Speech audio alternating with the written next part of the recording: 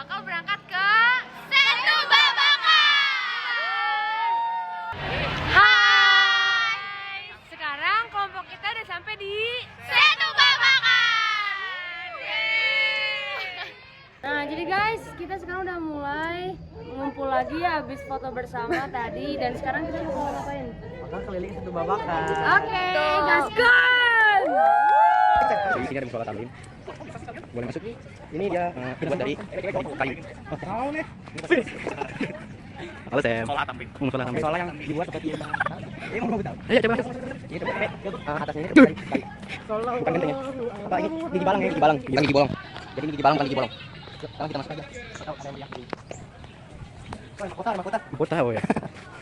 Ini Sam musolanya ada ya. Ini klasik tanah. Oh ya. Iya Ki, itu dia Ki. Kebekan. Oh itu. Ini baru naik ber. Tuh, naik bebek. Coba ya. Iya ya, paham. Hai, istri, kita sudah sampai ya. Dan ini salah satu rumah Betawi. Pak ini lah ya, siapa mas banget ya Allah, mas banget ya. Karena siapa ini? Tangan mau dipiklok. Deh, tuh. Nih, panas banget, emang panas banget. Teman-temannya mana? Itu dong kayaknya. Jadi ini kita ada di perkampungan budaya. Miriin dong. Gimana sih? Oh gini. Budaya Betawi. Nih ya tulisannya. Jadi kita akan mewawancarai orang-orang yang ada di sini. Apa? No, kita. Kite. Oh iya bahasa Betawi. Bahasa Betawi kita pakai kite. Udah gantian, udah. Oke, jadi ya gitu deh guys. Kita nanti lanjut kayaknya di museum di depan. See you di jam 1. Dadah. Tolong. Jadi kali ini kami dari kelompok 7 dan 10 akan mewawancara salah satu pedagang selendang mayang di Setu Babakan. Sebelumnya, Ibu atas nama siapa? Ibu Ida. Ibu Ida udah berapa lama jualan selendang mayang di Setu Babakan? 35 tahun guys. Wow. Ibu Ida udah berjualan selendang mayang di Setu Babakan selama 35 tahun. Oh, keren. Nah, kenapa sih Ibu Ida tuh awalnya bisa jualan selendang mayang? Ada alasan khusus gak atau emang pengen jualan aja? Emang pengen jualan selendang mayang, emang khas itu Betawi. Itu Babakan itu harus punya selendang mayang, macam-macam kerak telur itu semuanya harus ada dari Betawi, yang jual Betawi. Oke, berarti kalau dari Betawi dan yang jual Betawi, berarti bahan-bahan yang Ibu pakai dan resepnya tuh masih identik banget ya Mas? Iya. Kalau boleh tahu apa aja tuh Bu, bahan-bahan? Oh bahannya santan, gula Jawa, ya kan, sama tepung kue.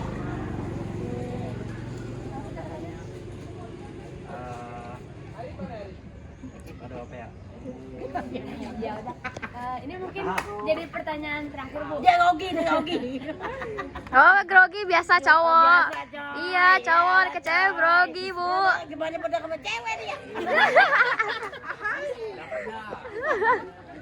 Ayo udah bangun udah. Damai. Nanya apaan ya? Lupa. Oh udah ditanya semua walinya coy. Itu sebenarnya Pak.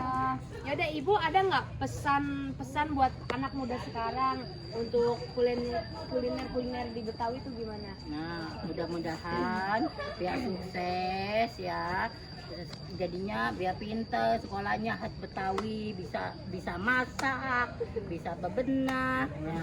Ya, itu doang. Ini kita mau masuk. Iya, kita mau masuk ya. Pesannya ya. Iya. Oke.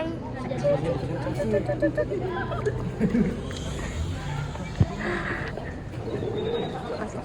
Kesini guys, kita lihat. Kita melihat pengantin Betawi. Wow. Lihat guys, keren guys.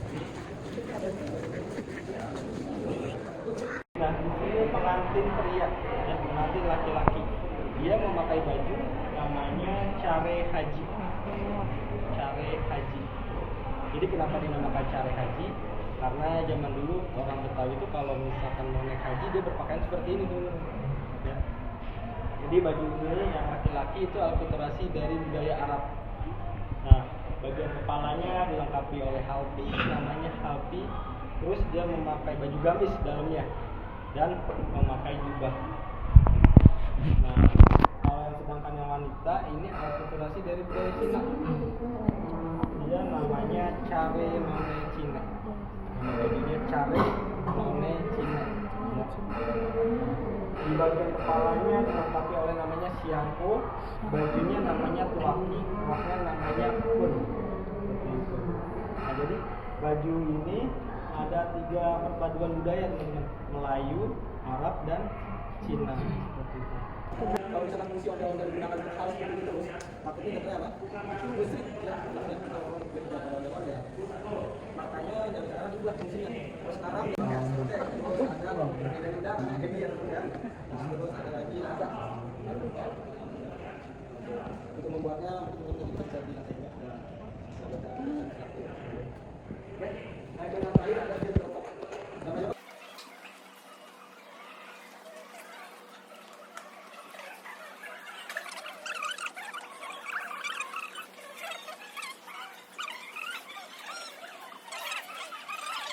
Ini banyak sekali dijual di sekitaran ibu kota, terutama kawasan hiburan. Dari masa kepemimpinan Gubernur Jakarta Ali Sadikin, makanan ini sudah mulai dipromosikan dan terus berlanjut hingga sekarang. Kerak telur selalu menjadi sajian utama dalam acara-acara besar di Jakarta dan menjadi sebuah identitas atau ciri khas kota tersebut. Menurut sejarah, kerak telur sudah ada dari zaman kolonial Belanda. Kerak telur diciptakan oleh masyarakat Betawi secara tak sengaja pada tahun 1970-an. Cukup lama ya teman-teman ya, dari 1970-an.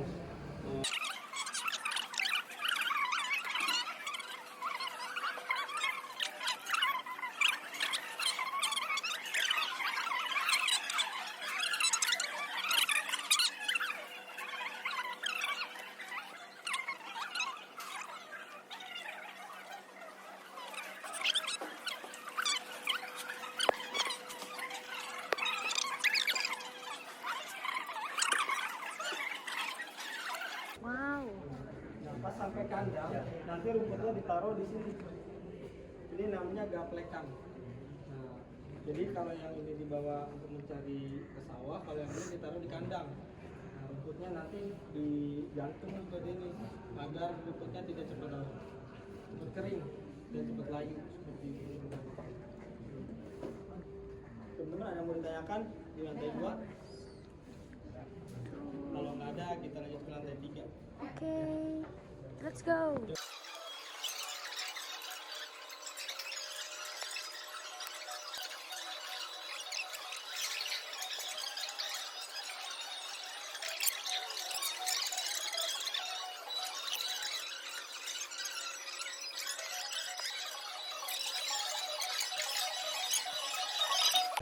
Ini banyak nih apa nadanya. Coba yuk.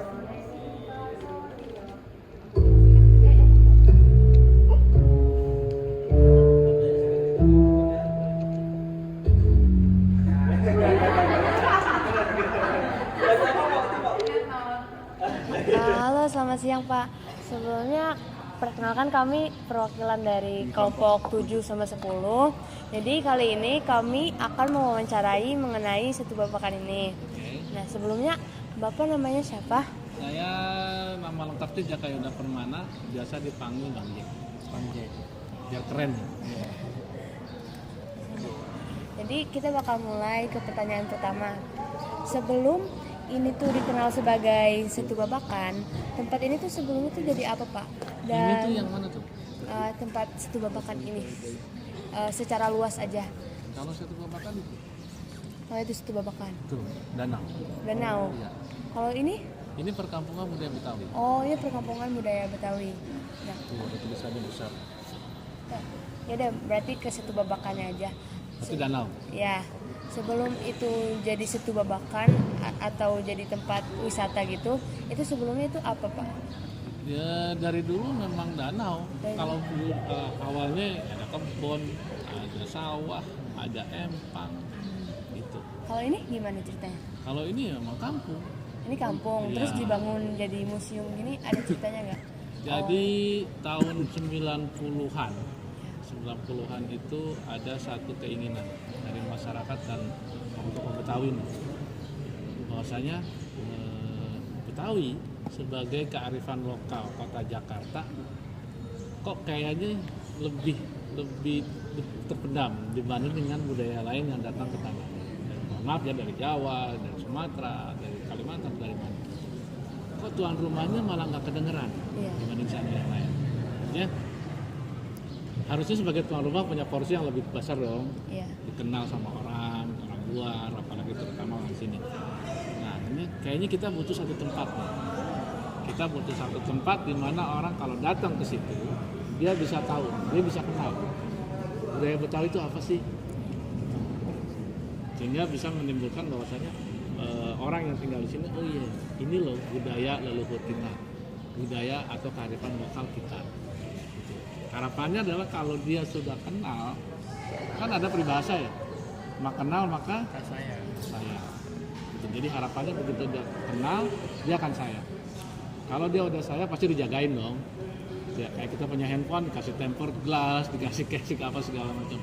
Nah gitu. Kalau sudah mulai dijaga berarti kan budayanya akan terlestarikan, gitu ya. Terlindungi dan terlestarikan. Nah, makanya dicarilah tempat. Kira-kira nih dari wilayah Jakarta yang mana nih yang cocok bisa dijadikan satu tempat sebagai tempat untuk melestarikan budaya Betawi.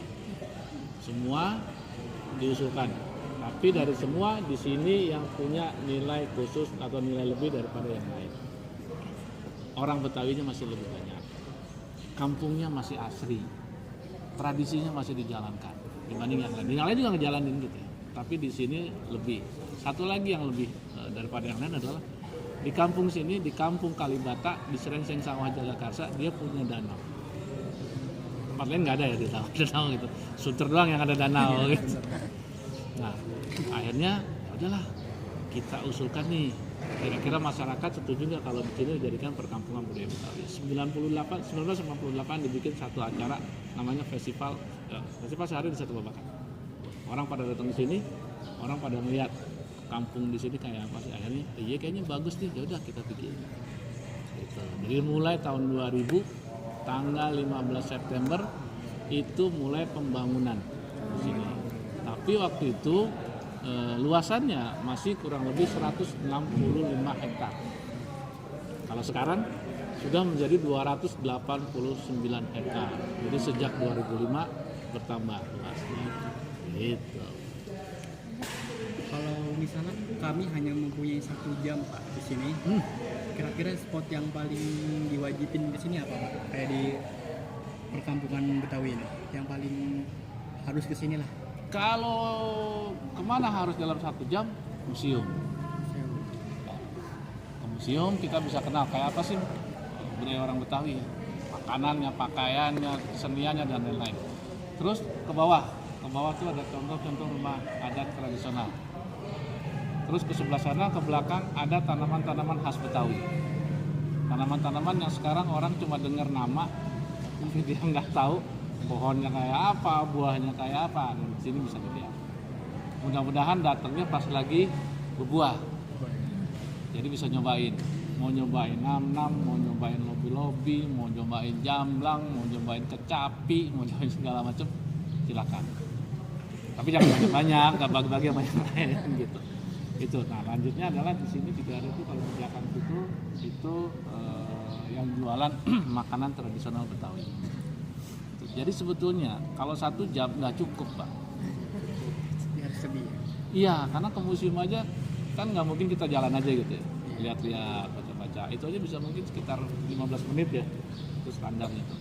Terus ke bawah lihat-lihat tanaman-tanaman khas Betawi, lihat rumah Betawi, terus banyak lah. Jadi kayaknya 1 jam sudah cukup. Tapi kalau pun 1 jam itu di sini areanya. Gitu.